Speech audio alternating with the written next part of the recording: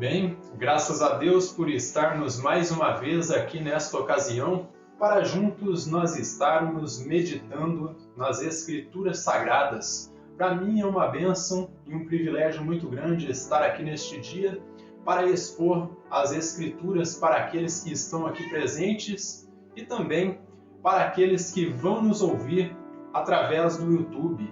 Eu peço que Deus abençoe grandemente aqueles que estão aqui presentes, que Deus possa abrir-lhes um entendimento e que vocês possam compreender a exposição da palavra do Senhor no nome do Senhor Jesus Cristo. Para mim também é uma satisfação imensa falar com aqueles que são nossos ouvintes aí através do YouTube. Eu peço que Deus lhes abençoe grandemente também e que Deus possa abrir o entendimento de cada um de vocês para a palavra de Deus e que o Espírito de Deus possa guiá-los a toda justiça e a toda verdade. Eu peço que você que já é inscrito em nosso canal, verifique aí a sua inscrição, veja se está tudo ali corretamente, veja o sininho das notificações se está ativado, para que você possa ficar atento a tudo que publicarmos aqui em nossa plataforma. Eu peço que você deixe o seu like ou o seu dislike, é muito bem-vindo aqui, para que nós possamos entender como é que esses sermões estão se saindo aí diante do público, ver se vocês estão gostando de todo o ensinamento que nós estamos trazendo aqui. E aqueles que não são inscritos, eu peço que você se inscreva no canal, clique no sininho das notificações, porque isso aí é de suma importância para nós, e que você possa estar compartilhando aí os nossos sermões para que essa mensagem possa chegar ao maior número de pessoas e assim como abençoou a sua vida, possa abençoar a vida de outras pessoas também. Então que Deus lhes abençoe e muito obrigado por sua audiência, por tudo que vocês têm feito aí a favor deste humilde canal. Então sem mais delongas, vamos à exposição do nosso texto. E hoje nós vamos finalizar já o capítulo 5 do livro das Revelações. Então o texto base da nossa exposição neste dia será o capítulo 5 do livro das Revelações, a partir do versículo 8 até o 14. Então que Deus nos abençoe grandemente e que Ele nos permita compreender a sua palavra. Então Apocalipse capítulo 6, de versículo 8 até o 14, diz da seguinte maneira. Vejam o que diz aqui, ó. E quando tomou o livro, os 4 seres viventes e os 24 anciãos, então vi no meio do trono e dos 4 seres viventes e entre os anciãos, de pé um cordeiro, como tendo sido morto. Ele tinha 7 chifres, bem como 7 olhos, que são os 7 Espíritos de Deus, enviados por toda a terra. Veio, pois, e tomou o livro da mão direita daquele que estava assentado no trono. E quando tomou o livro, os 4 seres viventes e os 24 anciãos prostraram-se diante do Cordeiro, tendo cada um deles uma harpa e taças de ouro cheias de incenso, que são as orações dos santos, e entoavam um novo cântico, dizendo: Digno és de tomar o livro e de abrir-lhe os selos, porque foste morto, e com teu sangue compraste para Deus os que procedem de toda a tribo. E entoavam um novo cântico, dizendo: Digno és de tomar o livro e de abrir-lhe os selos, porque foste morto, e com teu sangue compraste para Deus os que procedem de toda a tribo, língua, povo e nação. E para o nosso Deus os constituíste reino e sacerdotes, e reinarão sobre a terra. Vi e ouvi uma voz de muitos anjos ao redor do trono, e dos seres viventes, e dos anciãos cujo número era de milhões e milhares de milhares, proclamando em grande voz: Digno é o Cordeiro que foi morto, de receber o poder, e riqueza, e sabedoria, e força, e honra, e glória e louvor. Então ouvi que toda criatura que há no céu e sobre a terra, debaixo da terra e sobre o mar, e tudo o que neles há, estava dizendo: Aquele que está sentado no trono e ao Cordeiro seja o louvor e a honra, e a glória, e o domínio, pelos séculos dos séculos. E os 4 seres viventes respondiam amém.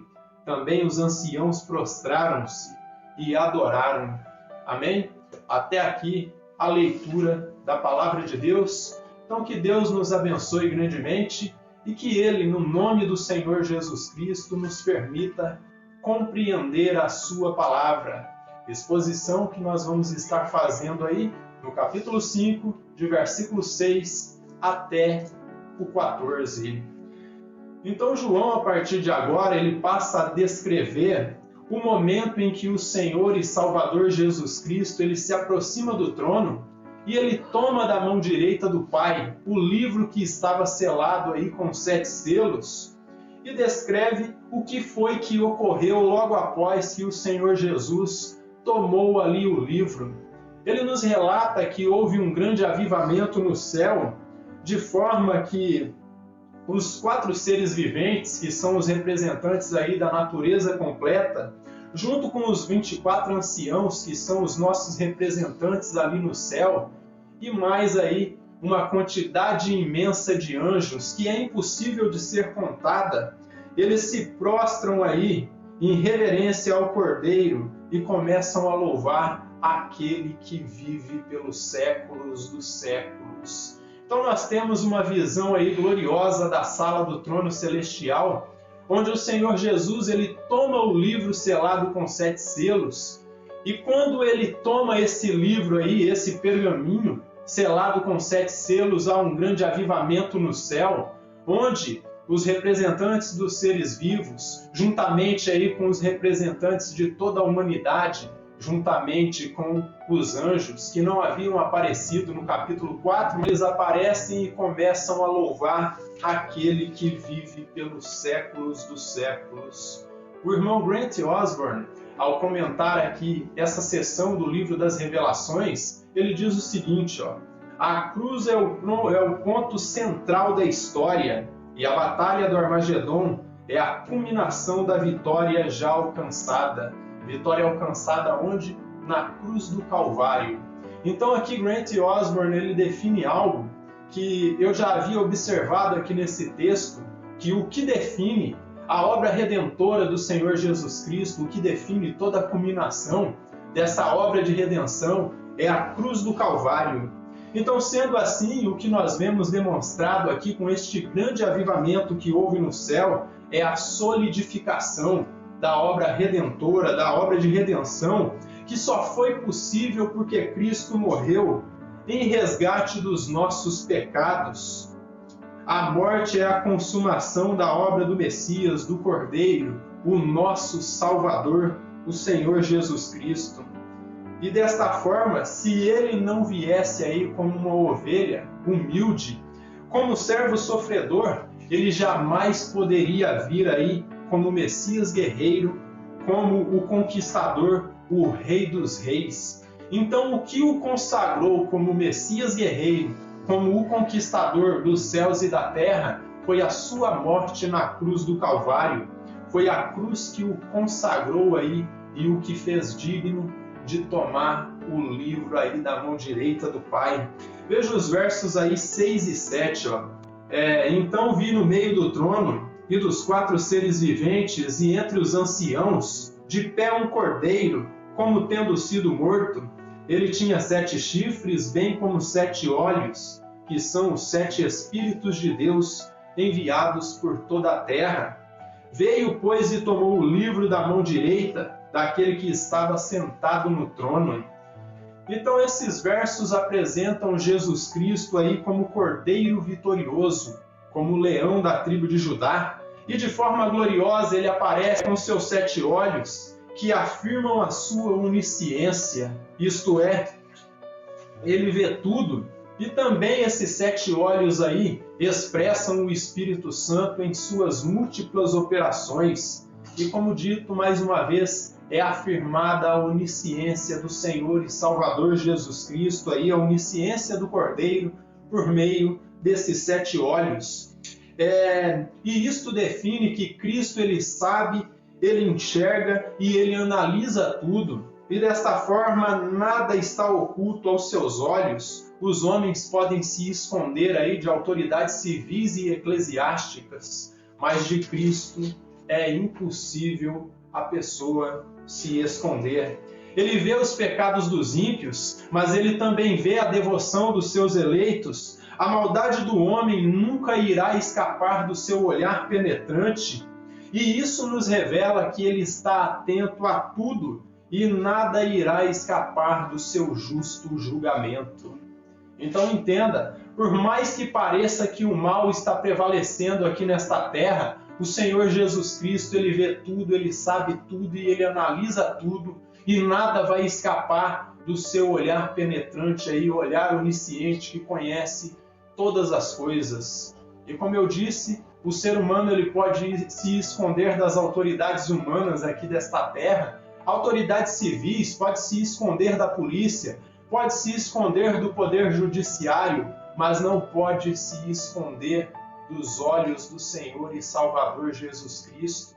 O ser humano pode se esconder dos seus pastores, de suas lideranças eclesiásticas, colocar o seu pecado e sua sujeira debaixo do tapete para que ninguém veja, mas saiba que até debaixo do tapete o Senhor Jesus ele vê e ele sabe o que você tem a esconder. Veja aí Provérbios capítulo 15 e versículo 3. Provérbios 15 e versículo 3, nós encontramos aí o sábio Salomão falando a respeito do olhar penetrante do Senhor. Ó. Vejam bem aí, ó. Provérbios capítulo 15, versículo 3. Então, em Provérbios 15, 3, diz assim, ó: E os olhos do Senhor estão em todo lugar, contemplando os maus e os bons. Então, o sábio Salomão, aqui na sabedoria que lhe foi dada pelo Espírito de Deus, ele relata aqui que os olhos do Senhor eles estão em todo lugar e ele contempla a bons e maus. E o profeta Jeremias, no capítulo 15, ele vai dizer algo semelhante aqui também. Eu gostaria de compartilhar com vocês Jeremias capítulo 16 e versículo 17. O profeta Jeremias ele vai dizer algo aqui bastante contundente com relação a esta questão do olhar penetrante do Senhor Jesus, esse olhar que analisa e vê todas as coisas e ele julga com justiça de acordo ao que ele consegue ver através do seu olhar onisciente. Então veja aí Jeremias 16, versículo 17, ó. Porque os meus olhos estão sobre todos os seus caminhos, e ninguém se esconde diante de mim, nem se encobre a sua iniquidade aos meus olhos. Então aqui ele nos afirma que os olhos do Senhor contemplam aí todos os caminhos e que todos os pecados estão nus e patentes diante do olhar penetrante do Senhor. E era por isso que eu dizia anteriormente que ele vê o pecado dos ímpios, mas ele também vê a devoção dos seus eleitos, então ele está contemplando aí bons e maus e nada pode escapar dos seus olhos. O irmão John Wesley, ao comentar aqui esses versos, ele diz o seguinte, ó: ele, no caso aí Jesus, está agora na postura de prontidão para executar todos os seus ofícios de profeta, sacerdote e rei. Então Jesus aí, ao tomar esse livro selado com 7 selos, ele está de prontidão e na postura para tomar aí todos os seus ofícios de sacerdote, rei e profeta. E aqui mais uma vez é cumprida mais uma profecia messiânica. O capítulo 2 aí, ou o Salmo de número 2 e versículo 8, onde os gentios e os confins da terra são dados como herança às mãos do Cordeiro, ao Senhor Jesus, o único Messias. Quando ele toma o livro, ele define que sua obra está consumada e executada. Então, deste modo aqui, ele cumpre aí o Salmo de número 2 e versículo 8, e ele toma como sua herança aí os gentios e os confins da terra. Tudo pertence a ele, tudo está no poder de suas mãos. Quando ele toma o livro e ali ele define que sua obra está consumada e executada. E mais uma vez, o Senhor ele vem demonstrar com toda a autoridade que todo o poder lhe foi dado, toda a autoridade lhe foi dada no céu e na terra, e por isso ele foi o único digno de tomar aí o livro e quebrar os seus selos, e portanto o único e exclusivo Messias, o imperador do universo, é Jesus Cristo. Não há outro semelhante a ele, não há outro que seja digno de tomar o pergaminho, quebrar os seus 7 selos e liberar aí essas 7 sentenças aí representadas nos 7 selos sobre aí toda a terra. Versos 8 até o 14. Vamos repetir, acompanhem comigo aqui, ó. E quando tomou o livro, os 4 seres viventes e os 24 anciãos prostraram-se diante do Cordeiro, tendo cada um deles uma harpa e taças de ouro cheias de incenso, que são as orações dos santos. E aqui os nossos representantes, eles tomam aí essas taças de ouro cheias com as nossas orações, e elas são apresentadas diante de Deus e diante do Cordeiro. E entoavam um novo cântico dizendo: digno és de tomar o livro e de abrir-lhe os selos, porque foste morto, e com o teu sangue compraste para Deus os que procedem de toda tribo, língua, povo e nação. E para o nosso Deus os constituíste reino, e sacerdotes e reinarão sobre a terra. E eles demonstram aqui, através desse cântico, meus irmãos, que a mensagem da cruz, que esse evangelho do reino que começou a ser proclamado pelo Senhor Jesus Cristo, que era: arrependa-te, porque o reino dos céus está chegando, é para ser proclamado a todas as nações. Então é uma mensagem que ela é internacional, e por isso ela devia ser pregada a todos os homens, e foi o que aconteceu. Então segue aqui, ó. Vi e ouvi uma voz de muitos anjos ao redor do trono, dos seres viventes e dos anciãos, cujo número era de milhões e milhares de milhares, proclamando em grande voz: digno é o Cordeiro que foi morto, de receber o poder e riqueza e sabedoria e força e honra e glória e louvor.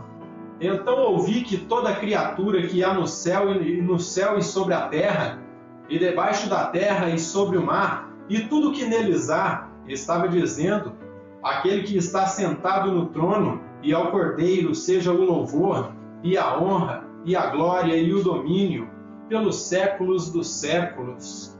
E os 4 seres viventes respondiam amém, e também os anciãos prostraram-se e adoraram. Então nós encontramos aqui nesse verso a mais formosa descrição da adoração de todas as criaturas que foram criadas pelo Senhor Jesus. E aqui em uníssono, todos unidos, eles louvam ao Cordeiro e àquele que está sentado no trono. Nos versos 8 a 10, os 24 anciãos, que são os nossos representantes ali, que representam a igreja e os eleitos de Deus, junto com os 4 seres viventes, representantes da natureza completa, eles começam a louvar o Criador. Então isso demonstra que natureza e humanidade devem estar aí em harmonia uns com os outros, louvando ao Criador também.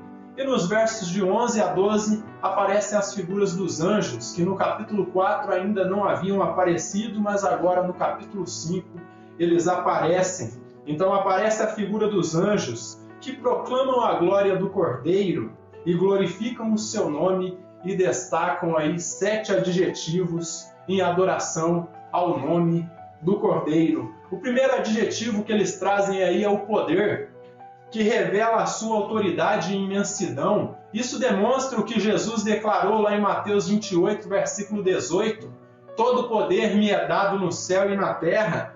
A segunda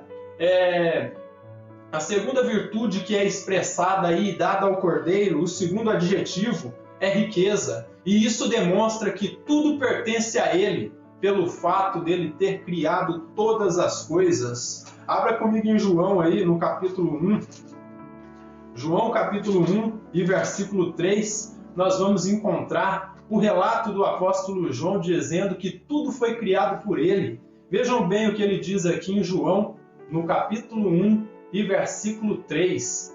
Então, o segundo adjetivo que é dado ao Cordeiro de Deus aí é riqueza. Como eu disse aí, isso demonstra todo o seu poder, que tudo pertence a ele, pelo fato de que tudo foi criado por ele. Então veja o que diz aqui em João, no capítulo 1 e versículo 3. Todas as coisas foram feitas por intermédio dele, e sem ele, nada do que foi feito se fez. Então João aqui ele dá testemunho de que tudo foi feito por ele, e sem ele nada do que foi feito se fez. E o apóstolo Paulo ele também confirma de que tudo foi criado pelo Cordeiro, lá em Colossenses, também no capítulo 1. Abram comigo em Colossenses, no capítulo 1, e versículo 16 e 17. Colossenses, capítulo 1, versículo 16 e 17. Colossenses 1, de versículo 16 ao 17. E diz o apóstolo Paulo, escrevendo à igreja de Colossos, pois nele foram criadas todas as coisas, nos céus e sobre a terra, as visíveis e as invisíveis, sejam tronos, sejam soberanias, quer principados, quer potestades, tudo foi criado por meio dele e para ele. Ele é antes de todas as coisas e nele tudo subsiste. Então, o que está definido aqui que a origem da vida é o Senhor Jesus Cristo. Tudo teve origem nele por causa da palavra do seu poder. E o terceiro adjetivo que os anjos dão aqui em seu louvor ao Cordeiro é sabedoria. Ele sabe e entende tudo, pois o seu julgamento é justo e reto. Veja o testemunho que Isaías dá a respeito do Messias, lá em Isaías capítulo 11, de versículo 1 ao 5. Isaías 11, de versículo 1 até o 5, ele fala do rebento que ia nascer da raiz de Jessé, da linhagem de Davi, e aqui é demonstrada as características do Messias. Então, isso demonstra a sua sabedoria, a sua onisciência, o seu conhecimento pleno. Então, desta forma, ele julga de acordo com a justiça, ele é imparcial, e desta forma, ele vai julgar de acordo como deve ser. Então, aí em Isaías 11, de versículo 1 ao 5, diz assim, do tronco de Jessé sairá um rebento, e das suas raízes um renovo. Então viria um renovo para a humanidade. Repousará sobre ele o Espírito do Senhor. O Espírito do Senhor estaria no Messias. O Espírito de sabedoria e de entendimento, o Espírito de conselho e de fortaleza, o Espírito de conhecimento e de temor do Senhor. Deleitar-se-á no temor do Senhor, não julgará segundo a vista dos seus olhos, nem repreenderá segundo o ouvir dos seus ouvidos. Então, ele vai julgar e vai repreender de acordo como tem que ser. Não é como os seres humanos que julgam de acordo com o que alguém diz aqui e o outro diz ali. Não, ele vai julgar as coisas como realmente elas são. E por isso sua sabedoria é exaltada aqui em Apocalipse. E ele segue aqui, mas julgará com justiça os pobres e decidirá com equidade. Então ele será imparcial. Ele não vai deixar ali se influenciar pelas pessoas, mas ele vai julgar de acordo como deve ser. Então ele segue aqui, Então mas julgará com justiça os pobres e decidirá com equidade a favor dos mansos da terra. Ferirá a terra com a vara da sua boca e com o sopro dos seus lábios ele vai matar o perverso, vai destruir o anticristo. A justiça será o cinto dos seus lombos e a fidelidade o cinto dos seus rins. Então ele estará cingido aí de conhecimento, de fidelidade e de justiça. Por isso seu reino será um reino eterno, repleto de sabedoria. O quarto adjetivo que é dado aí pelos anjos ao Cordeiro fala da força de Deus, da força de Jesus Cristo. E isso demonstra que não há ninguém que possa derrotá-lo. Nem mesmo a morte e nem mesmo o diabo, nem mesmo Satanás ou o pecado pode destruí-lo. Veja o relato aí de Hebreus, no capítulo 2, em versículo 14. Essa aqui talvez tenha se tornado uma de minhas escrituras. preferidas porque elas refletem a obra magnífica que o Senhor Jesus Cristo fez ali na cruz do Calvário, onde ele destruiu o pecado e destruiu o diabo. Então ali o diabo foi derrotado na cruz do Calvário. Então em Hebreus 2,14 diz, visto pois que os filhos têm participação comum de carne e sangue, destes também ele igualmente participou, Jesus também participou da carne e do sangue, para que por sua morte destruísse aquele que tem o poder da morte, a saber, o diabo. Então ali em sua obra redentora na cruz do Calvário, o Senhor Jesus ele revelou a sua força e o seu poder e demonstrou toda a sua autoridade no céu e na terra já na cruz, quando ele destrona a Satanás. Por isso que quando ele estava aqui na terra, ele dizia que o príncipe deste mundo já estava julgado. Estava julgado por tudo que Jesus já havia pregado aqui nesta terra e já havia demonstrado com atos de poder de que ele não era um simples homem, mas que ele era de fato o Messias, o Filho do Deus bendito, aquele que é o desejado de todas as nações.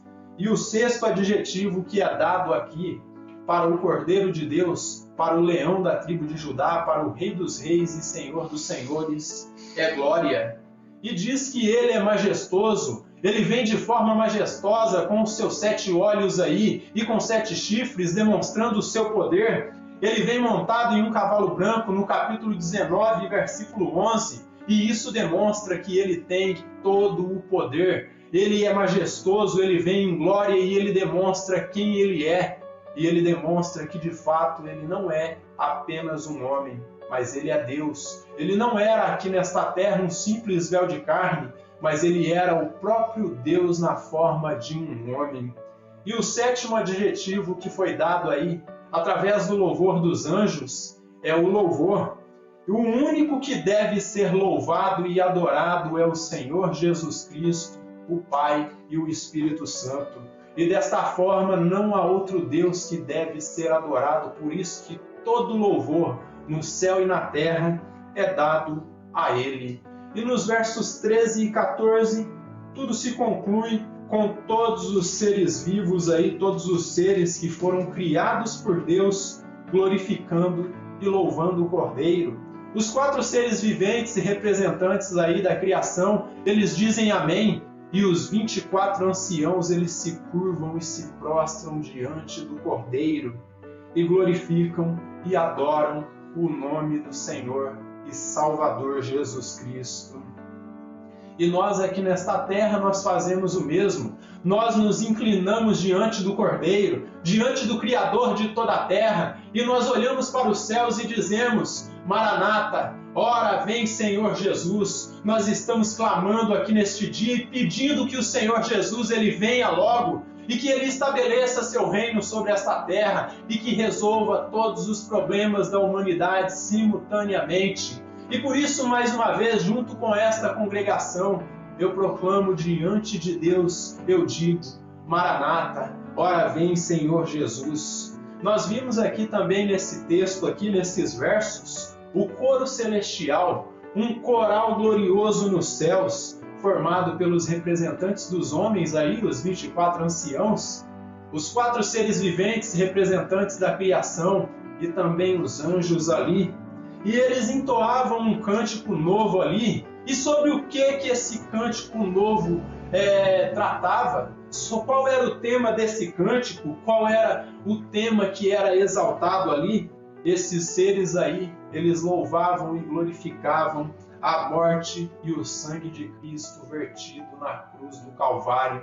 Era o tema ali desse cântico glorioso, desse novo cântico que era exaltado ali no céu. Eles glorificavam a morte e o sacrifício de Cristo na cruz do Calvário. Desta forma, nós devemos entender que o cântico que é entoado no céu, ele exalta a obra expiatória do Senhor e Salvador Jesus Cristo na cruz do Calvário. E desta forma, denota que essa foi a maior obra que o Criador operou ali quando ele veio há mais de 2000 anos atrás. Então, exalta a obra expiatória do Cordeiro, Cristo o Messias, em sua morte naquela rude cruz, Hoje nós vemos igrejas aí cantando cânticos antropocêntricos, isto é, cânticos que exaltam o homem e não exaltam a Deus. Outras igrejas cantam aí sobre vitórias e vinganças humanas, e isso tudo não reflete o que está acontecendo no céu. E desta forma, não refletem o céu. E se eles não glorificam a obra expiatória do Cordeiro aqui nesta terra, se elas não glorificam, essas igrejas não glorificam a morte expiatória do Senhor Jesus Cristo na cruz do Calvário aqui nesta terra, de maneira nenhuma elas vão glorificar nos novos céus e na nova terra.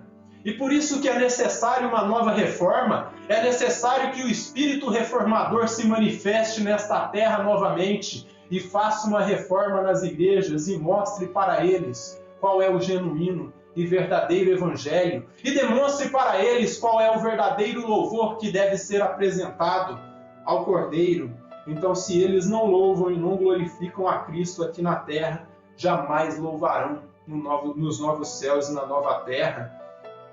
Jamais devemos deixar de cantar sobre a morte e sobre a ressurreição do Senhor Jesus Cristo, pois o dia que nós fizermos isso, nós deixaremos de refletir o que ocorre lá no céu e, lamentavelmente, nós vamos nos tornar apenas uma religião e não vamos ser mais a noiva do Cordeiro. É necessário que a noiva do Cordeiro, ela proclame e exalte a obra do Cordeiro na cruz do Calvário e exalte tudo que ele fez ali por cada um de nós. É necessário que ele exalte a sua morte na cruz do Calvário, e isso deve ser feito por meio da noiva do Cordeiro. Quem exalta a obra do noivo é a noiva. Se a noiva não está exaltando a obra do Cordeiro, algo está errado, e não é com o Cordeiro. O algo que está errado é com a igreja. E por isso que eu estou dizendo que é necessário que o Espírito reformador ele se manifeste novamente sobre a terra, o mesmo Espírito que estava em João Calvino, o mesmo Espírito que estava em Martinho Lutero, John Knox e John Hus e assim por diante, todos esses homens que vieram ali em séculos passados e estiveram levando o povo ao arrependimento e demonstrando qual era o verdadeiro evangelho. É necessário que esse Espírito Santo toque no coração dos crentes e demonstre qual é a exata situação da igreja hoje. Como eu dizia na exposição da carta à Laodiceia, eu dizia que a igreja está leprosa, a igreja está doente e é necessário que se volte para o Espírito de Deus. Então, se nós não exaltarmos a obra do Cordeiro na cruz do Calvário aqui nesta terra, jamais nós exaltaremos a obra do Cordeiro nos novos céus e na nova terra. Igreja que não louva a Cristo em sua morte, ressurreição e glorificação não é igreja. Igreja que não fala dessa obra gloriosa não é igreja. Pode ser apenas uma religião, mas não é a noiva do Cordeiro. E com isso eu já posso concluir aqui com algumas lições que nós aprendemos com esse texto maravilhoso, esse texto glorioso aqui, que surgiu aí na pluma do apóstolo João. João aqui em sua primeira lição, ele nos traz à memória a doutrina do sacerdócio universal dos eleitos de Deus. E essa doutrina, meus irmãos, ela nos ensina que todo crente aqui nesta terra, ele é um sacerdote. E desta forma ele não necessita de um pai ou de uma cobertura espiritual humana aqui nesta terra. Sua cobertura espiritual é o Espírito Santo de Deus e o seu único mediador entre Deus e os homens é o Senhor e Salvador Jesus Cristo. Os pastores aqui nesta terra, eles vêm para orientar, ensinar e encaminhar as pessoas a Cristo.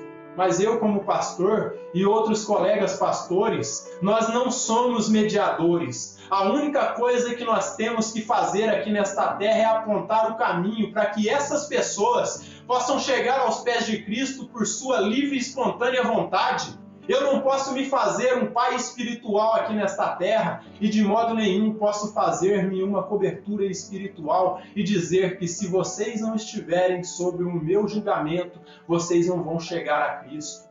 A única coisa que eu tenho que fazer é apontar para as Escrituras e dizer o que vocês têm que fazer. e vocês, em seu ato de livre-arbítrio que vocês têm, tomar a decisão de servir a Cristo ou não servir a Cristo. E desta forma, eu declaro a vocês que todos os crentes aqui nesta terra, eles não necessitam ser assistidos por ninguém quando vão entrar em momentos de oração. A única coisa que os crentes devem fazer é dobrar os seus joelhos, orar e pedir misericórdia e aplicar em suas vidas o que eles aprendem com pastores que são aí sérios e honestos, e assim definir que de fato são sacerdotes do grande rei aqui nesta terra. Abra comigo em Êxodo 19:6. E aqui nós encontramos uma promessa que foi feita ao povo de Israel, só que um tempo depois o apóstolo Pedro, ele vai e toma essa escritura e ele aplica ao povo de Deus, ele aplica à igreja. Então aqui em Êxodo 19, versículo 6, é nos dito da seguinte maneira, ó: vós me sereis reino de sacerdotes e nação santa. São estas as palavras que falarás aos filhos de Israel. E lá em Isaías 61, e versículo 6, o profeta Isaías ele vai repetir essas mesmas palavras.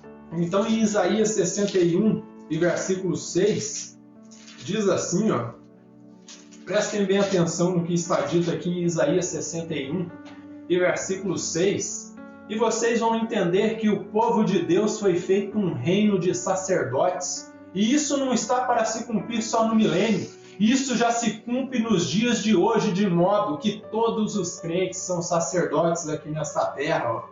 E diz assim, ó, Isaías 61, versículo 6, ó, mas vós sereis chamados sacerdotes do Senhor, e vos chamarão ministros de nosso Deus, e comereis as riquezas das nações, e na sua glória vos gloriareis. Então nós somos chamados sacerdotes do Deus Altíssimo para quê?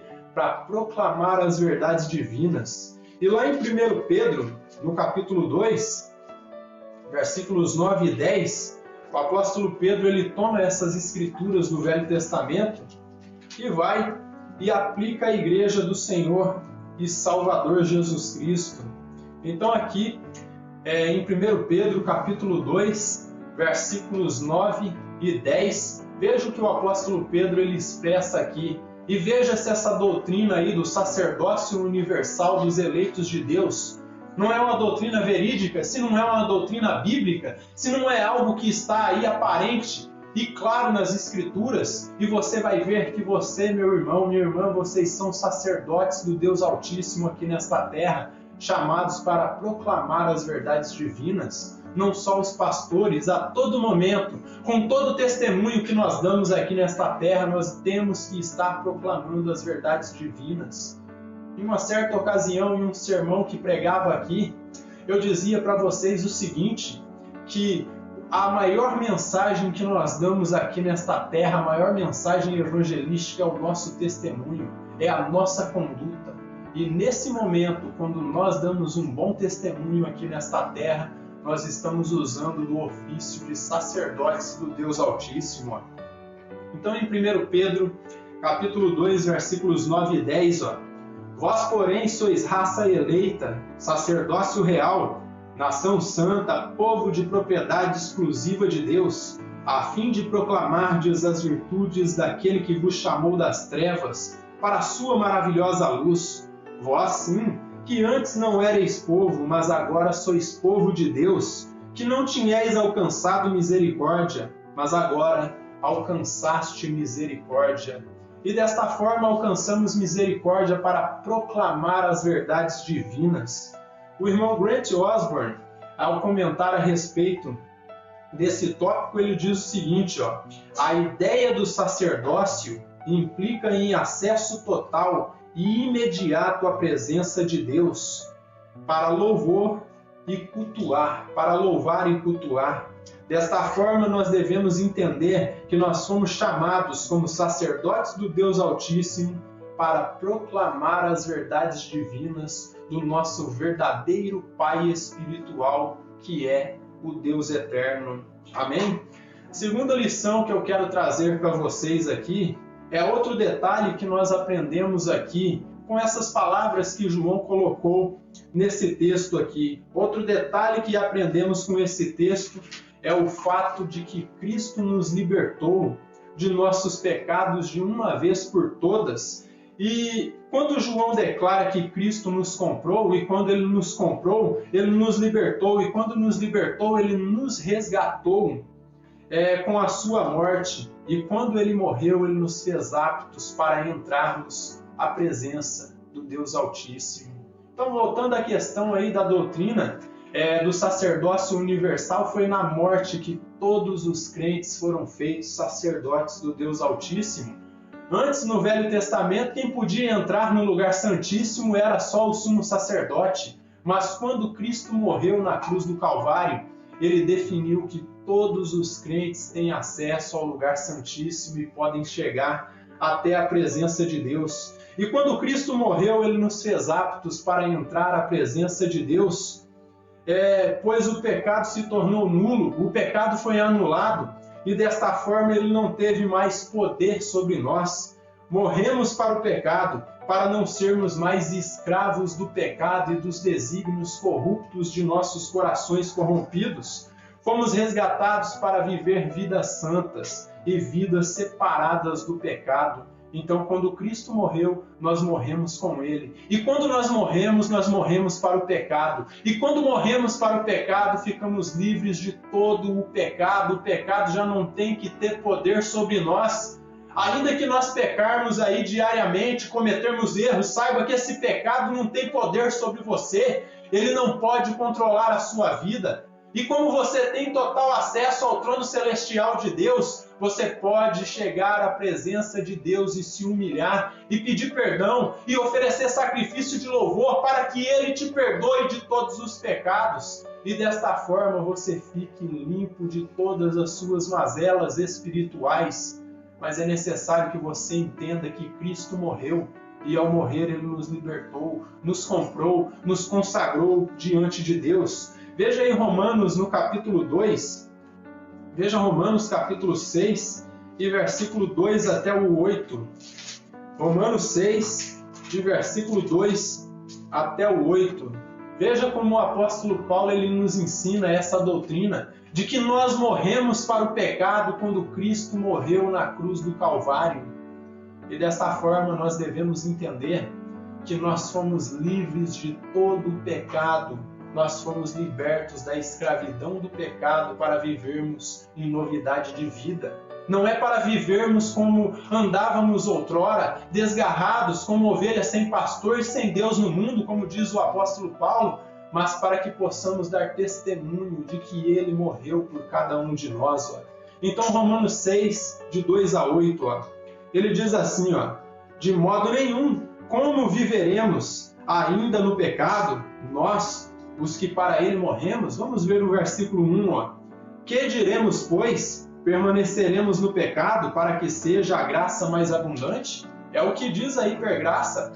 De modo que se você está na graça, você pode permanecer no pecado, que isso aí já não vai influenciar mais.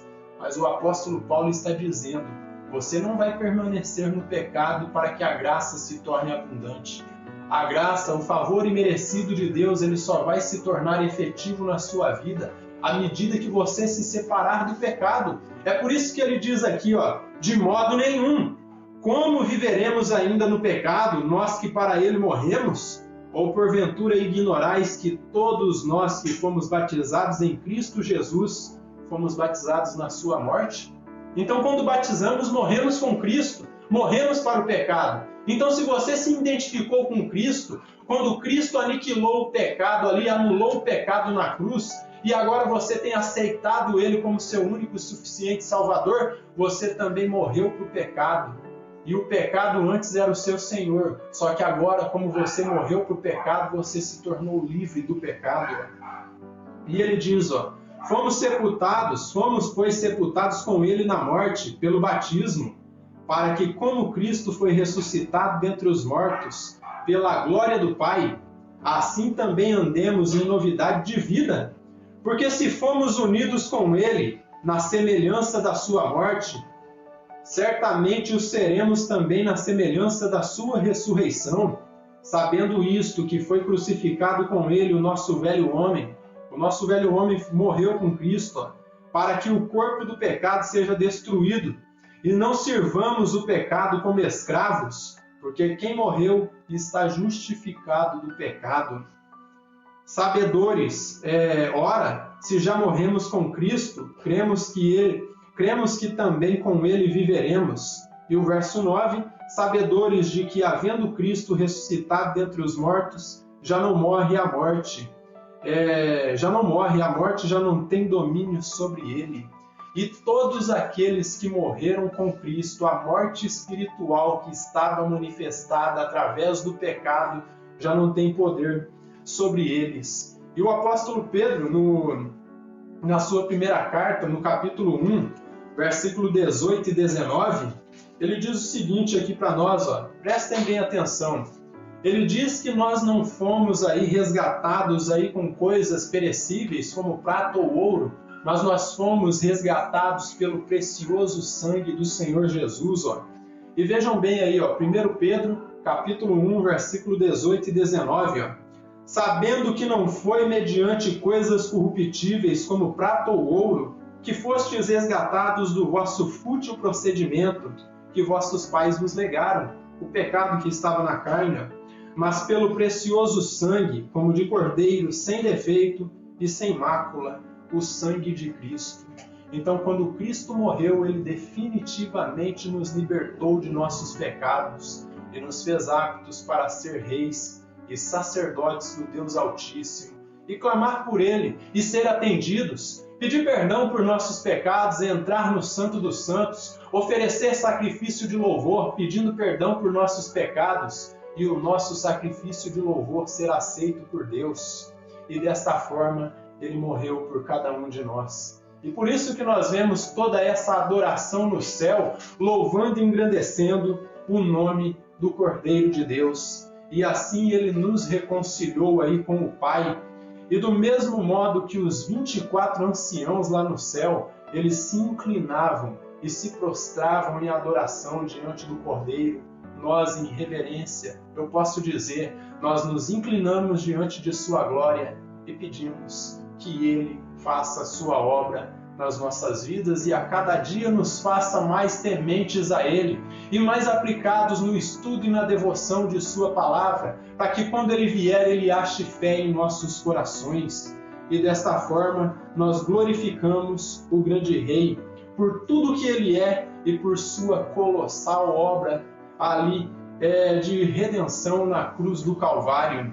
Veja aí Colossenses 1:20, para que vocês vejam que esse espírito de devoção e de adoração sempre esteve nos crentes genuínos. Crentes que são crentes verdadeiros, eles exaltam a obra de Cristo na cruz do Calvário, porque sabem que foi por meio dela que nós recebemos a graça, o favor imerecido de Deus. Nós recebemos através da cruz aquilo que nós não merecíamos, que era a salvação, porque nós não fizemos nada para merecer. E misericórdia, ele nos livra daquilo que de fato nós merecemos. Então, em Colossenses capítulo 1, versículo 20, o apóstolo Paulo ele declara, e que havendo feito a paz pelo sangue da sua cruz, por meio dele reconciliasse consigo mesmo todas as coisas, quer sobre a terra, quer nos céus. Então foi por meio do sangue, meus irmãos, que Deus declarou paz entre Deus e os homens. Foi o sangue do seu Filho que foi oferecido como cordeiro ali na cruz do Calvário. E o irmão Simon Kistemaker, ao comentar a respeito desse sacrifício de Cristo, ele diz o seguinte aqui, ele, Jesus, ele não pagou a Satanás para redimi-los, mas com sua morte na cruz ele satisfez a justiça de Deus. Isso aqui o irmão Simon Kistemaker ele reage a uma heresia que nos séculos passados havia se levantado na igreja, de que Jesus havia pagado um preço ao diabo. E ele está dizendo, Jesus não pagou nada para o diabo, porque nós não devemos nada para o diabo. A dívida era para Deus. Eram os desígnios gloriosos de Deus que tinham que ser atendidos. Não o desejo sujo do diabo, mas o desejo de Deus justo e reto. E foi o clamor de justiça que vinha desde o trono que fez com que o nosso Salvador se entregasse por nós na cruz do Calvário. Deste modo, o que vemos aqui é Cristo se entregando voluntariamente por cada um de nós para nos redimir e assim satisfazer aí o plano justo do Pai. Então ali foi a satisfação do Pai que foi feita, não a satisfação do diabo, como diziam alguns hereges aí em séculos passados. Mas o que a Bíblia diz é que o preço de sangue foi pago em redenção da humanidade para atender aí a sede de justiça que o Deus Todo-Poderoso, que está sentado no trono, clamava por justiça e por restauração. Amém? Que o Deus eterno nos abençoe grandemente, glorifique esse Deus que se entregou por cada um de nós. Maranata, ora vem Senhor Jesus. Amém.